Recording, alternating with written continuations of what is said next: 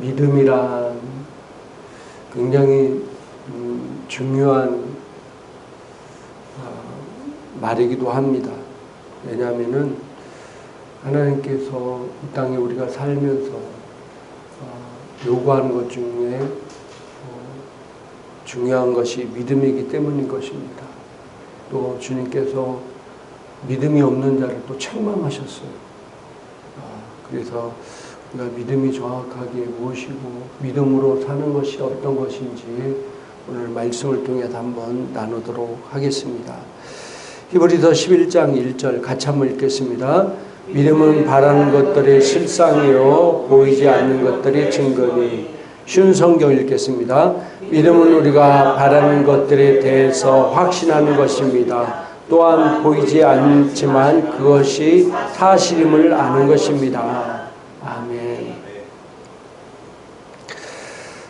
우리가 믿음을 정의할 때 정확하게 알아야 되는데 많은 분들이 소망과 믿음을 헷갈려하는 경우가 많습니다.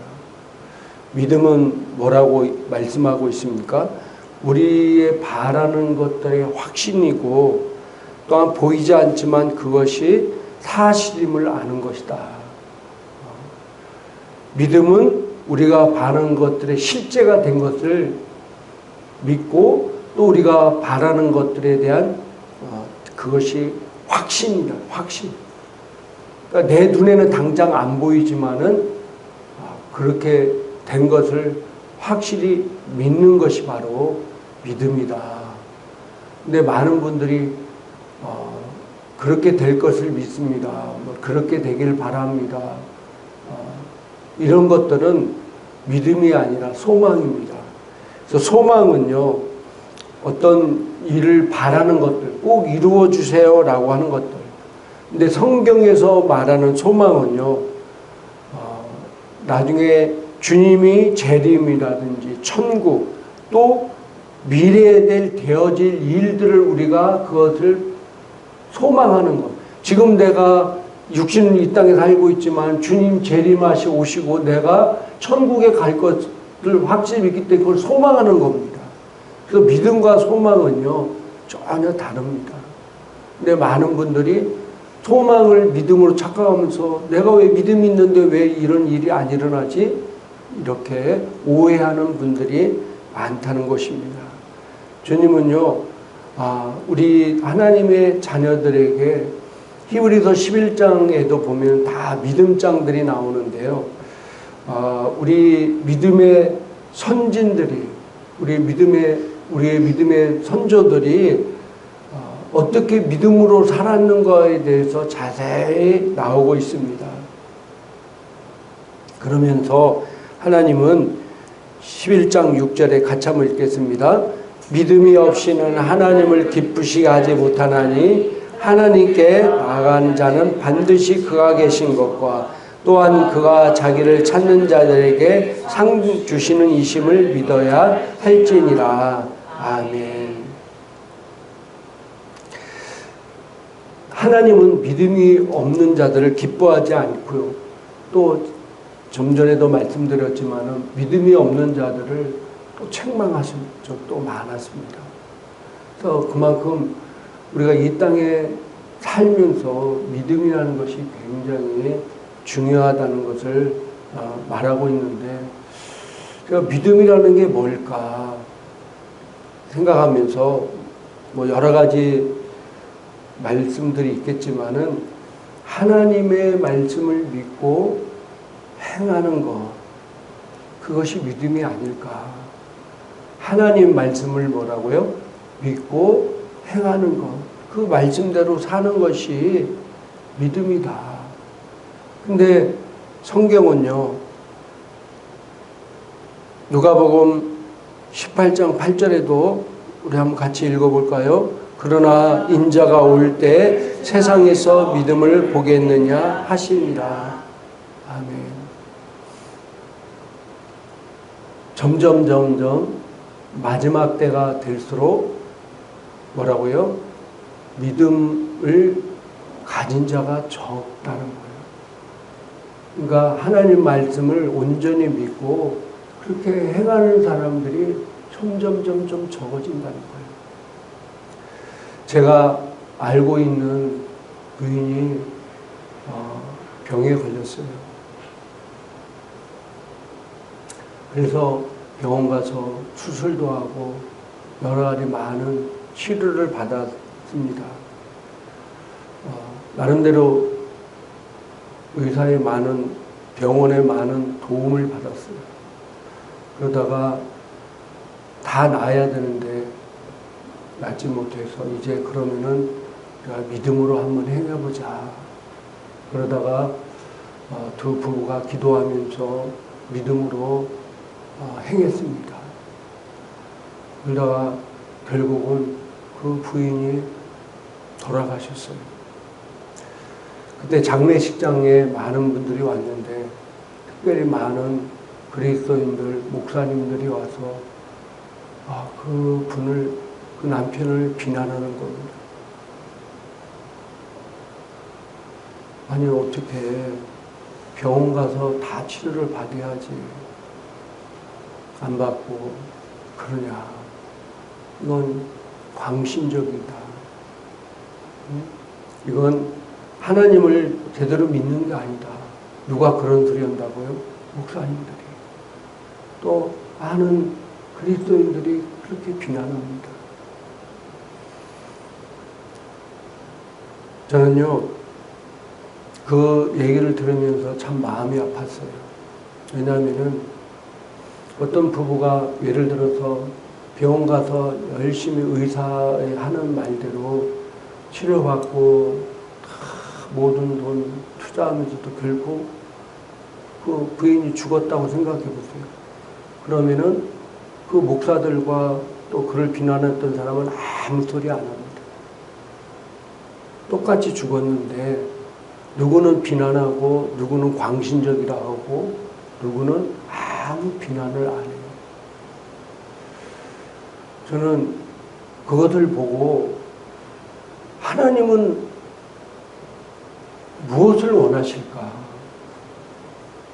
물론 제가 뭐 의사의 치료를 받지 말아라, 병원 가지 말라, 절대 그거 아닙니다. 그 두 부부도 병원 가서 수술 받고 할 건 다 했어요.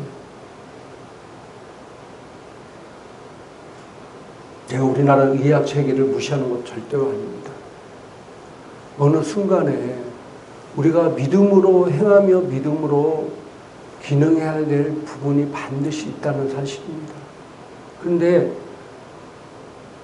그리스도인들과 거기에 있던 목사들은요, 그냥 의사의 말대로 다 하다가 죽으면 아무 소리 않고, 그리고 나름대로 믿음으로 살라고 노력하면은 그것이 광신적이 되고 비성경적인 것에, 비성경적인 삶을 사는 것처럼 비난한다는 거예요. 그럼 하나님 보시기에 어떨까요? 하나님 보시기에. 하나님은요, 믿음이 없이는 하나님을 기쁘시게 할 수 없다고 그랬어요. 또 하나님은요, 믿음이 없는 자를 책망하셨어요. 또 오늘 성경에 인자가 올 때 마지막 때 세상에 믿음 가는 자를 보겠느냐, 그렇게 말씀하셨어요. 저도요, 이번에 갑자기 장염이랑 막 감기가 와가지고 고생을 했는데요. 제가 실제적으로 보니까 한 살이 5kg 빠진 것 같아요.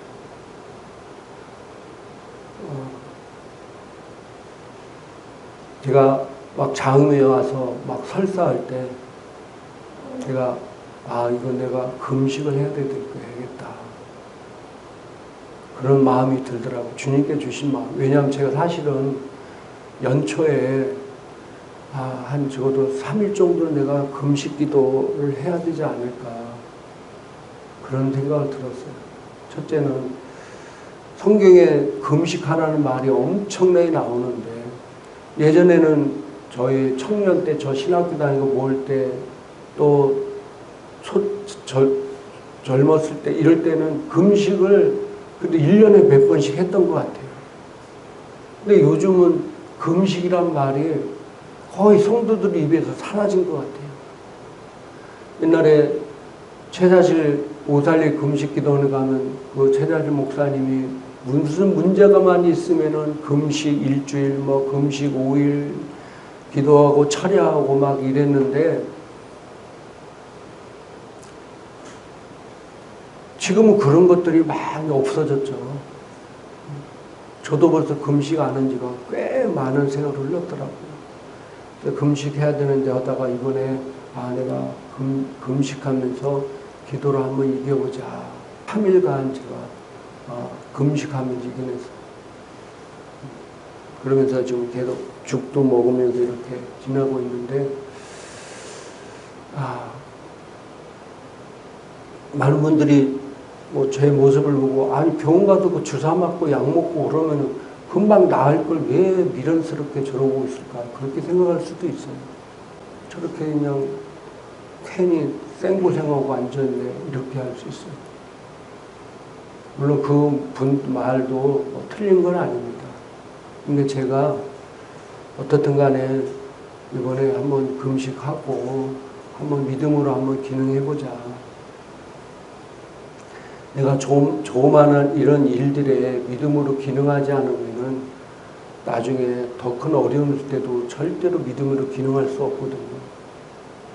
그런 마음이 들어서 이제 또 여러분들께 또 기도해 주셔서 잘 이렇게 이겨나가고 있습니다. 할렐루야. 근데 그런 것 같아요. 하나님은 그런 걸 원하는 것 같아요. 그 마음을 보시는 것 같아요. 뭐 의사에 치료받는 것도 죄가 아니고요. 금식하는 것도 죄가 아닙니다. 근데 많은 분들이 이게 세상적인 방법은 아무런 얘기 안 하고요. 그리스도인들이 그런다니까요. 목사들이 그런다니까요. 하나님 방법으로 올라가면은요, 광신적이고 비성경적이라고 막 욕을 해대요. 그건 절대로 아니라는 겁니다. 제가 최근에 어떤 분도 자기가 나름대로 하나님 말씀대로 정말 애쓰고 노력하고 힘들게 지금까지 살아왔는데 바뀐 게 하나도 없다는 거예요. 그래서 자기가 너무 속이 상하다는 거예요. 그래서 옛날에 그럴 때 자기가 그냥 세상적인 방법으로 했으면은 됐을 텐데 그래서 후회를 하는 거예요. 그래서 제가 그건 아니다. 하나님은 지금 결과가 좋게 안 보이는 것 같지만은 우리가 믿음으로 행하려는 것을 하나님 다 보고 계신다. 그리고 반드시 그거에 대한 하나님께서 축복해 주시고 그거에 대해서 반드시 상급을 주실 것이다. 여러분들 믿음으로 행하려는 것들은요, 하나님은요 반드시 그걸 다 보고 계시고요, 또 그거에 대한 반드시 상급이 있고 축복이 있습니다. 할렐루야. 그래서 우리가 이 믿음으로 행하는 것이 얼마나 중요한지 모릅니다. 지금은 얼마나 많은 그리스도인들이 세상적인 방법, 자기 지식으로 자기가 원하는 대로 이 삶을 사는지 몰라요. 그 그리스도인이지만은 실제적 삶은 다 세상 사람들과 똑같이 살아요. 주님은 범사의 그를 인정하라. 그래야 내 길을 지도하시라고 했는데 우리가 주님의 지도를 받기보다도 다 자기가 원하는 대로 자기가 살고 싶은 대로 자기 뜻대로 사는 거예요. 믿음으로 사는 것은 거의 없어요. 그러니 점점 세상도 얻어지고 내 인생도 얻어져 가는 겁니다. 내 인생도 내 힘으로 살아야 돼. 하나님의 도우심과 은혜로 사는 것이 아니라 내가 노력한 만큼 내가 애쓴 만큼 내 힘으로 사는 거예요. 그러니까 세상 사람들과 똑같은 겁니다. 우리는 하나님의 방법대로 하나님의 지식으로 하나님의 원하는 대로 삶을 살기를 주님의 이름으로 축복합니다. 누가복음 18장 42절에도 같이 한번 읽겠습니다. 예수께서 그에게 이르시되 보라 내 믿음이 너를 구원하였느니라 하시매. 아멘. 예수님도 뭐라고 말씀하셨습니까? 내 믿음이 너를 구원했다. 우리 믿음이 있어야 돼요. 우리 그 믿음이 너를 구원했다. 너의 모든 문제를 해결했다. 그 문제에서 구원받았다. 이렇게 주님은 말씀하고 있다는 사실입니다. 그래서 그냥 믿음으로 나가면 돼요. 부부관계도 그런 것 같아요. 부부관계도 뭐예요? 믿음이 있어야 돼요. 믿음. 서로 믿음이 없이는요, 서로를 기쁘게 할 수가 없어요. 상대방을 믿지 못하니까 의심하게 되고 또 잔소리하게 되고 그러니까 점점 힘들어지는 거예요. 여러분들 의심하고 잔소리하고 이런 것들이 삶을 절대로 변화시킬 수가 없어요. 우리 자녀들에게도요, 내가 믿지 못하니까 자꾸 잔소리하는 거예요. 물론 우리가 말씀대로 가리키는 것과 잔소리는 또 틀립니다. 우리가 격려해주고 또 용기를 심어줘야 성장할 수가 있어요. 부부간에도 믿음이 중요합니다. 그래서 우리가 이 땅에 살 때 믿음으로 잘 기능하며 사는 성도가 되기를 주님의 이름으로 축복합니다. 이제 말씀을 정리하고 마치도록 하겠습니다. 참 우리 성경의 히브리서 11장에 믿음의 많은 선진들이 우인들이 거기 나옵니다. 그분들의 삶도 우리와 똑같은 삶을 살았습니다. 근데 거기에 나와서 하나님께 칭찬받고 인정받았던 사람들이 많은 어려운 환경이었고 많은 인생의 도전이었고 많은 고난과 어려움을 겪고 있었음에도 불구하고 하나님 말씀을 신뢰하고 믿고 또 그대로 행하면서 살았습니다.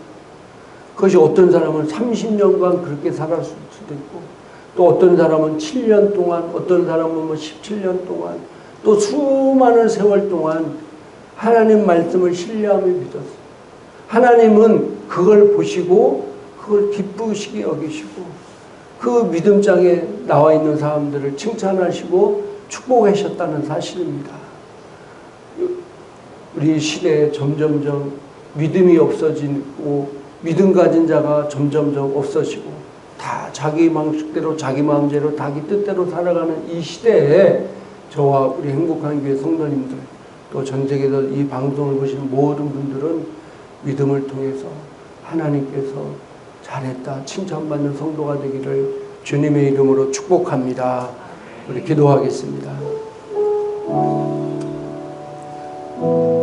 오늘 말씀을 생각하면서 하나님 우리가 하나님 말씀을 믿고 또 행하면서 사는 그런 복된 자 되기 위해서 세상은 점점 자기 방법과 자기 뜻과 자기 지식으로 살아가고 있는데 우리는 하나님 말씀과 하나님의 뜻대로 또 하나님의 방법대로 살아가는 귀한 복된 자 믿음으로 살아서 하나님께 칭찬받는 귀한 복된 자 되기 위해서 우리 같이 통성으로 같이 기도하겠습니다.